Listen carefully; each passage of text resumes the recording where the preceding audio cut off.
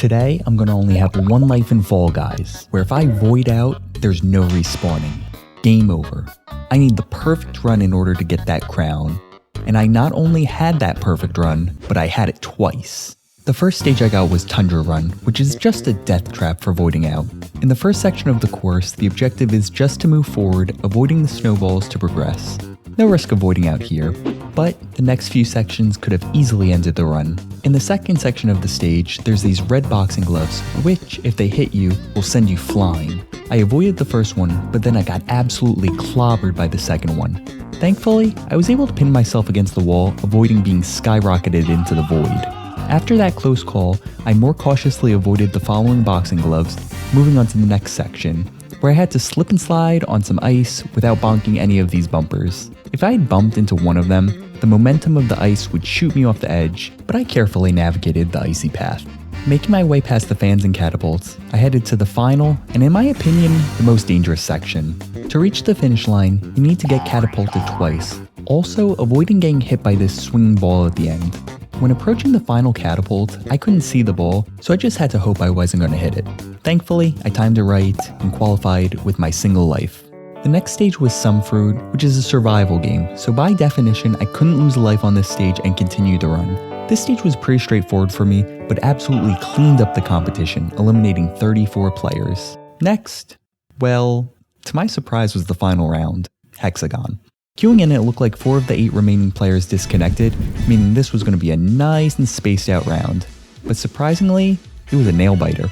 I immediately dropped down and saw my opponents trying to clear out as much of the floor as possible. As I tried to stall on the first layer, I saw 2 of the 3 other beans drop down.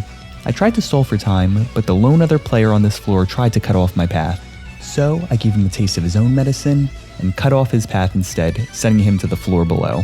I still had a good number of tiles to stall out when I turned and noticed virtually an entire floor untouched below me. This was gold mine. An entire floor to stall out. I can't ask for anything more. If I lose this, I'm gonna go to the DMV and have them revoke my gamer license. I dropped down, stalling as much time as I could on this pristine, beautiful floor. After hitting virtually every tile, I jumped down, which is where I got demoted to Big Dumb Tier. In the span of about 5 seconds, I missed 2 tiles, falling 2 more floors and finding the only other opponent left standing. He saw me coming and began to cut off my path. To his dismay, I survived and instead, once again, got ahead of him, tripping him up, losing his footing. He fell, and I wanted to watch him fall. I turned my camera, capturing his entire flight into that sweet pink goop, netting me that big dub.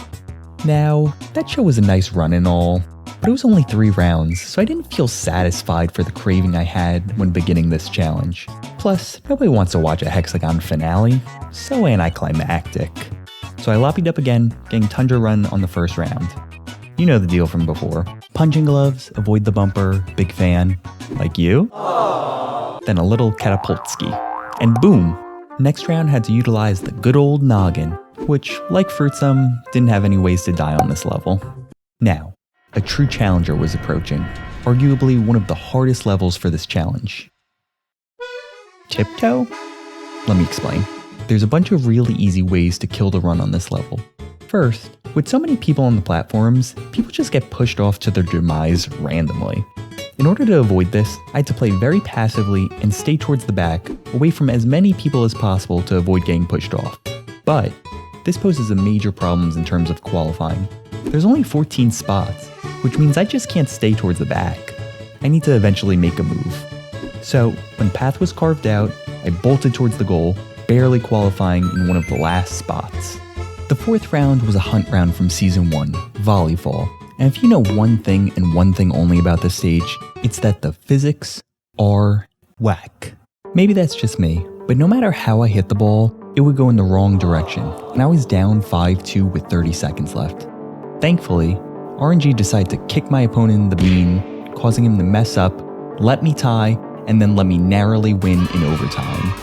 And this was it. The final round was Hexaring, the older, buffer, better-looking brother of my first finale. This stage does have a learning curve to it. There are some big brain strats to winning. First, it's essential to stay towards the front, because if you fall behind as the ring speeds up, you're toast. In a similar vein, Jumping completely kills your forward momentum, so to avoid falling behind, it's best only to jump when absolutely necessary. And with these big boy gamer strats, I made it to an open area of tiles, running across to secure a clear path. I kept moving forward, knowing it was only a matter of time until victory, without losing a single life in Fall Guys. In total, this challenge took quite a while to win twice. Can you conquer this true test of survival?